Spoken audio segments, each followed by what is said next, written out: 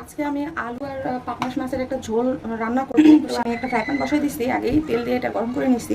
আর আলুগুলো আমি ভেজে নিব। এর জন্য দেখুন আলুগুলাকে আমি এভাবে লম্বা লম্বা করে এভাবে কেটে নিচ্ছি।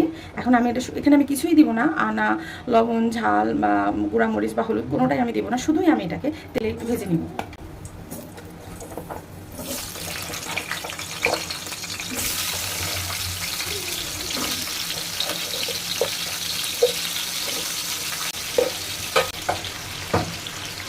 আর এই যে আমি এখানে মাছ নিয়ে নিয়েছি, এখন মাছগুলো আমি প্রসেসিংয়ে চলে যাব। দেখতে থাকুন। এখন আমি মাছগুলোকে মেখে নিব, সেটা হচ্ছে লবণ হলুদ মরিচের গুঁড়ো আর আমি সামান্য একটু সরিষার তেল দিয়ে দিছি। এতে মাছটা অনেক ময়শ্চারাইজার থাকবে আর হচ্ছে আপনার একটু ময়শ্চার থাকবে আর চামড়াগুলো ফেটে যাবে না, খেতে অনেক ভালো লাগবে।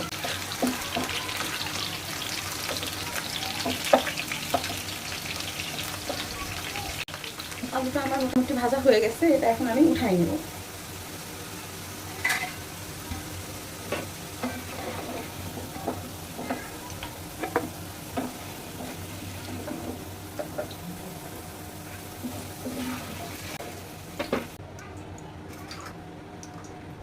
দেখুন মাছগুলো, এখন আমি এই মাছটা ভেজে নেব।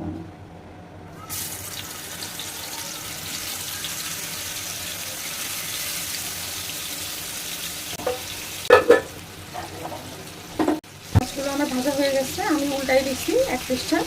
তো এটা কিন্তু মাছেরই তেল বেরোচ্ছে, এই জন্য মনে হচ্ছে অনেক তেল, আসলে আমি ততটা বেশি তেলও দিই নাই, মাছটা অনেক বেশি বড় ছিল এই জন্য। তো যাই হোক, আমি মাছটাকে এখন নেমে নেব, মানে নামাই ফেলবো। আর এখন আমি মশলা কষাবো। হাঁড়ি বসে দিলাম, আমি মাছ ভাজার তেলটাই আমি দিয়ে দিচ্ছি। আমার মনে হচ্ছে এই তেলে রান্না হয়ে যাবে, আমার এক্সট্রা তেলের প্রয়োজন নেই।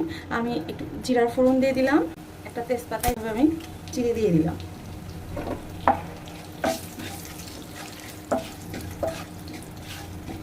দিয়ে দিব পেঁয়াজ কুচি।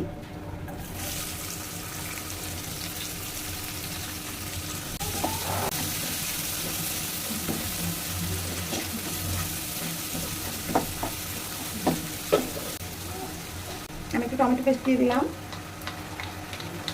ব্যবহার করতে পারি, না থাকলে প্রয়োজন নেই।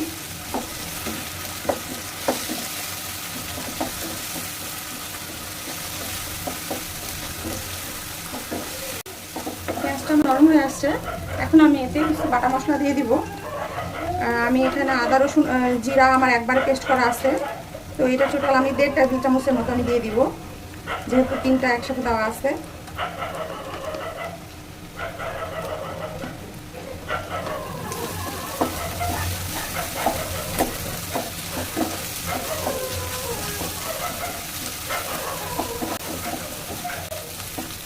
আমি এখানে একটু পানি দিয়ে দিব এখন,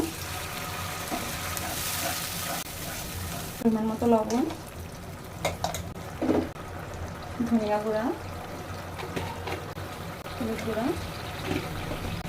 মরিচ গুঁড়া, স্বাদ মতো এটা আপনারা ব্যবহার করবেন। আর পাঙ্গাস মাছে একটু বেশি ব্যবহার করবেন, মাছটা অনেক তেলুক হয়, এই জন্য অনেকে খেতে পছন্দ করেন, আবার করেন না।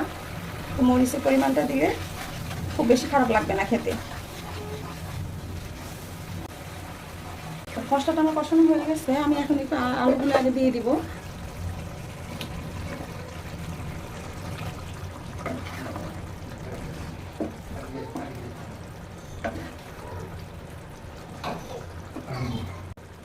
দেখুন এটা অনেকটা কষানো হয়ে গেছে, তো এখন এখানে আমি পানি দিয়ে দিব, এবং সেই পানির পরিমাণটা এমন হবে যেটা একবারে ঝোল থেকে যাবে, এই জন্য আমি একবারে পানি বেশি করে দিয়ে দিলাম। বলক আসা পর্যন্ত অপেক্ষা করবো। দেখুন তরকারিটাতে কিন্তু খুব সুন্দর একটা বলক চলে আসছে। আর এখন আমি মাছগুলো দিয়ে দিব, এতে মানে মাছ আর আলু ঝোল সব কিছু ব্যালেন্স হয়ে যাবে।